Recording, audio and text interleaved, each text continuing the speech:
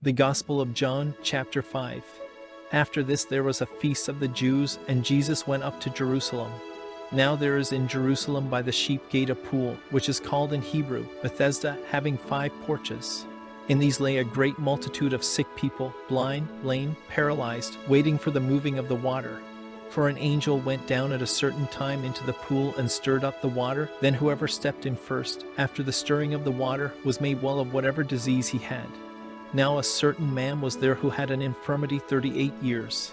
When Jesus saw him lying there, and knew that he already had been in that condition a long time, he said to him, "Do you want to be made well?" The sick man answered him, "Sir, I have no man to put me into the pool when the water is stirred up, but while I am coming, another steps down before me." Jesus said to him, "Rise, take up your bed and walk." And immediately the man was made well, took up his bed, and walked. And that day was the Sabbath. The Jews therefore said to him who was cured, "It is the Sabbath, it is not lawful for you to carry your bed." He answered them, "He who made me well said to me, 'Take up your bed and walk.'" Then they asked him, "Who is the man who said to you, 'Take up your bed and walk'?" But the one who was healed did not know who it was, for Jesus had withdrawn, a multitude being in that place. Afterward Jesus found him in the temple, and said to him, "See, you have been made well. Sin no more, lest a worse thing come upon you." The man departed and told the Jews that it was Jesus who had made him well. For this reason the Jews persecuted Jesus and sought to kill him, because he had done these things on the Sabbath. But Jesus answered them, "My Father has been working until now, and I have been working." Therefore the Jews sought all the more to kill him, because he not only broke the Sabbath, but also said that God was his Father, making himself equal with God. Then Jesus answered and said to them, "Most assuredly, I say to you, the Son can do nothing of himself, but what he sees the Father do, for whatever he does, the Son also does in like manner. For the Father loves the Son, and shows him all things that he himself does, and he will show him greater works than these, that you may marvel. For as the Father raises the dead and gives life to them, even so the Son gives life to whom he will. For the Father judges no one, but has committed all judgment to the Son, that all should honor the Son just as they honor the Father. He who does not honor the Son does not honor the Father who sent him.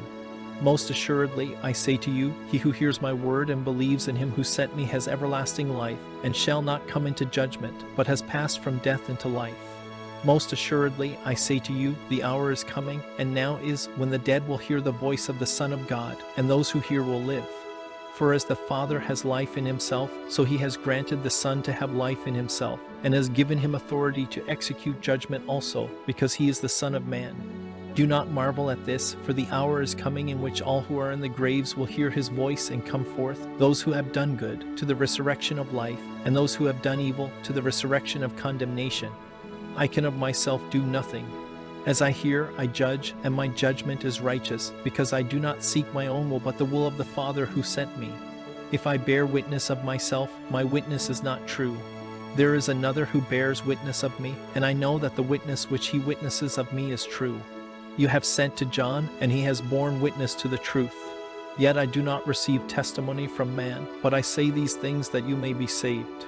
He was the burning and shining lamp, and you were willing for a time to rejoice in his light. But I have a greater witness than John's, for the works which the Father has given me to finish, the very works that I do, bear witness of me, that the Father has sent me. And the Father himself, who sent me, has testified of me. You have neither heard his voice at any time, nor seen his form.